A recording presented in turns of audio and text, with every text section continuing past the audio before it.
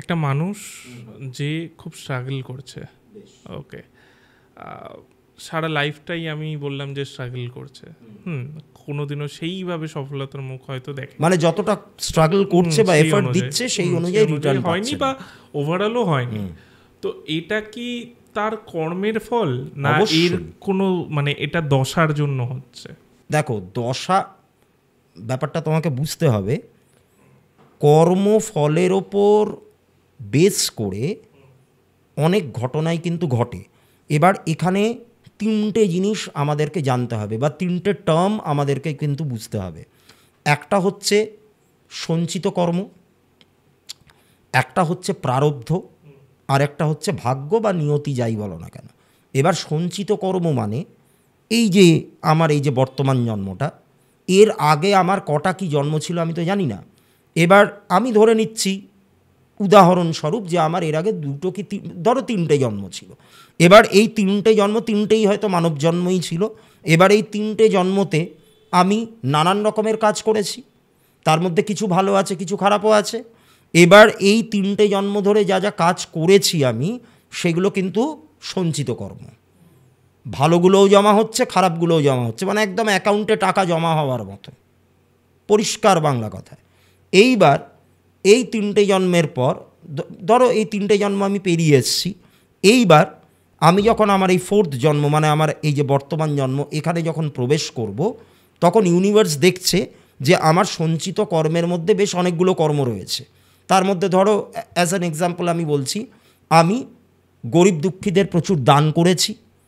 আমি ধরো একটা খুব মানব কল্যাণের জন্য এমন একটা কিছু কাজ করেছি যাতে বহু মানুষের উপকার হয়েছে।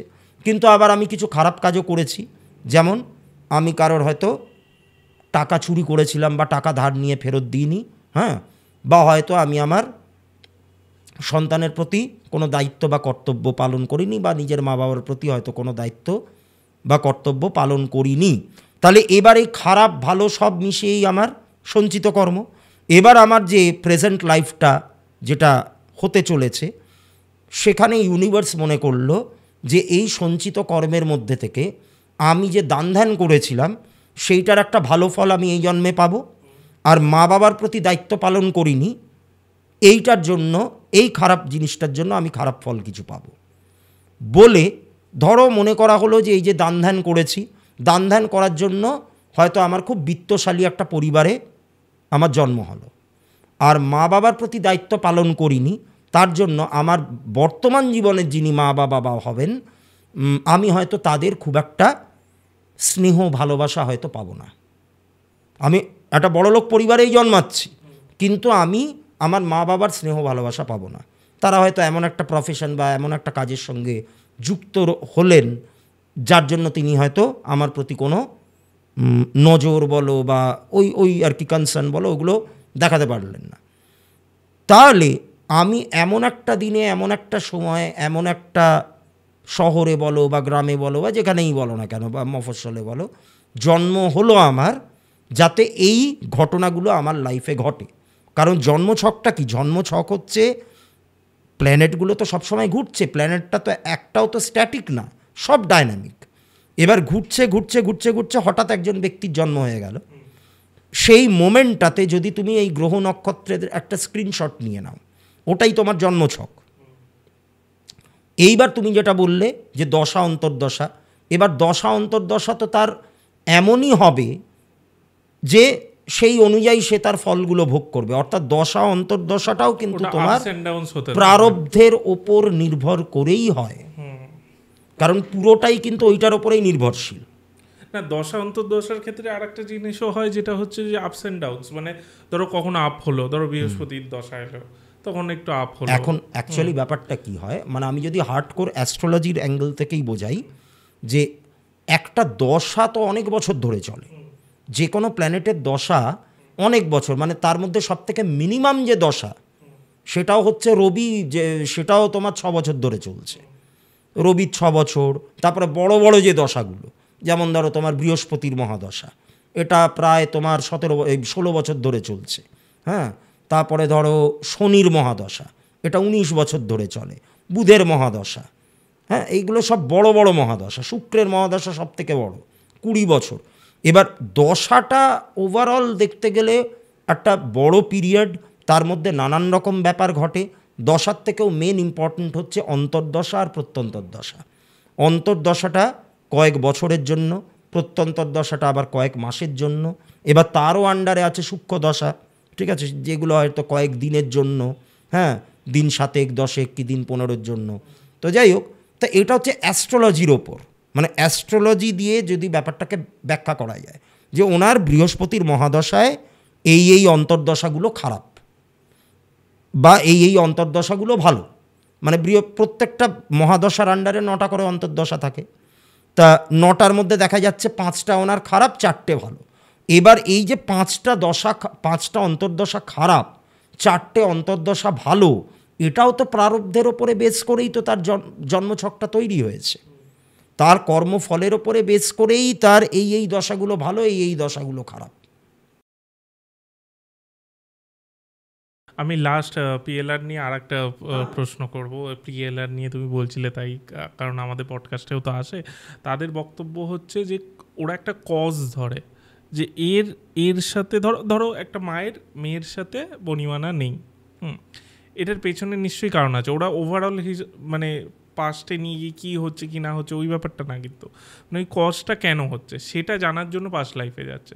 তখন গিয়ে দেখছে হয়তো কথার কথা বললাম যে বৌমা শাশুড়ি ছিল পাস্ট লাইফে, তাদের বনিমানা হতো না, বা কোনো একটা মার্ডার কেস আছে বা অন্য রকম কিছু কেস আছে যার জন্য এই জন্মে বনিমানা হচ্ছে না, দিয়ে ওরা সেটাকে জানে, দিয়ে এই মানে ধরো এই জন্মে আসে, মানে প্রেজেন্ট লাইফে আবার ফিরে আসে পাস্ট লাইফ থেকে, দিয়ে ওরা মানে ওদের ক্ষমা চাওয়া বা এরকম কিছু একটা ব্যাপার আছে সেটা চেয়ে নেয়, তারপর রিলেশনটা আস্তে আস্তে ভালোভাবে ডেভেলপ করে। ওদের কথা হচ্ছে এইটাই, মানে ওদের কথা এইটা না যে পাস্ট লাইফ জেনে আমি কি করছি কি না করছি সেটা নয়, ওরা অলওয়েজ একটা কজের জন্য জানতে চায়। যেমনি তোমাদের ধরো অ্যাস্ট্রোলজির ক্ষেত্রে এই সমস্যা হচ্ছে, এটা কেন হচ্ছে, তোমরা তখন দশা অন্তর্দশা প্রত্যন্তদশা। এবারে দেখো, অ্যাস্ট্রোলজিতে ব্যাপারটা হচ্ছে আমাদের কাছে মানুষ তো জানতে চায় যে কেন হচ্ছে। এবার বেশিরভাগ ক্ষেত্রেই আমরা দেখেছি যে ওই জানতে চাইলো, তারপরে কি কারণে হচ্ছে। এবার একজন অ্যাস্ট্রোলজার হিসেবে আমরা কি বলবো যে গ্রহ নক্ষত্র এই ব্যাপারগুলো, তারপরে যখন বলে যে এরকম সম্পর্ক খারাপের ব্যাপার আমাদের কাছেও এসছে, মানে আমার কাছে প্রচুর আসে, কিন্তু হাজব্যান্ড ওয়াইফের রিলেশন ভালো না, বাবার সাথে সম্পর্ক খারাপ, হ্যাঁ, বাবা সম্পত্তি থেকে বঞ্চিত করে দিয়েছে, অন্য ভাইয়েদেরকে দিচ্ছে, ওকে দিচ্ছে না, এরকম নানান রকম ব্যাপার। তা এইবার আমি যদি এই জায়গাটাতে পাস্ট লাইফ রিগ্রেশন নাও করি, তাহলেও কিন্তু এই জায়গাটা থেকে বেরোনো যায়। কীরকমভাবে? ওই যে বললাম, সবটাই কর্মের ওপর। তুমি ল অফ অ্যাট্রাকশন দিয়ে জায়গাটাকে ঠিক করতে পারো, হয়তো একটু টাইম লাগতে পারে, কিন্তু ইন দ্য লং রান এটা তোমার এতটাই উপকৃত তোমাকে করবে, not only for the present life, এর পরবর্তী যে জন্মগুলো সেটাতেও কিন্তু এটা তোমাকে অনেক অনেক সাহায্য করবে। এবং সব থেকে বড় হচ্ছে দান ধ্যান আর মন্ত্র জপ। আমার দরকার নেই যে এই যে ঝগড়াটা হচ্ছে কেন হচ্ছে, বা আগের জন্মের সঙ্গে এটা রিলেটেড কিনা, আমার দরকার নেই জানার, কিন্তু আমার সলিউশন জানা আছে। আমি যদি প্রপার ওয়েতে দান ধ্যান করি, দান ধ্যান হচ্ছে সব থেকে বড়, মানে অ্যাস্ট্রোলজিতে যত রেমেডি আছে তার মধ্যে সব থেকে ভালো রেমেডি, সব থেকে মানে কি বলবো, বেস্ট, সর্বোত্তম রেমেডি হচ্ছে দান ধ্যান। কারণ দান ধ্যান তোমার কর্মফলটাকে সব থেকে বেশি কাটাবে। আচ্ছা, যে কোনো দান ধ্যান, সে তুমি গ্রহ অনুযায়ী দান ধ্যান করো, কি তুমি এমনি নর্মাল জেনারেল কোনো দান ধ্যান করো, যে কোনো টাইপের দান ধ্যান তোমার এই বাধাগুলোকে কিন্তু কাটাবে। মানে যার যেরকম সমস্যা, দান ধ্যান করলে সেই সমস্যা থেকে, মানে হ্যাঁ, এরকম নয় যে ইনস্ট্যান্ট হয়ে যাবে, আস্তে আস্তে আস্তে আস্তে দানের উপকার তুমি কবে পাবে আমার মানে সেটা কেউই জানে না, কেউ বলতে পারবে না, কিন্তু পাবে, কিন্তু পাবেই। এরকমই বিভিন্ন আরও ক্লিপস পাওয়ার জন্য, আরও বিষয়ে জানার জন্য আমাদের এই চ্যানেল ইউটিএস ক্লিপসকে অবশ্যই সাবস্ক্রাইব করুন।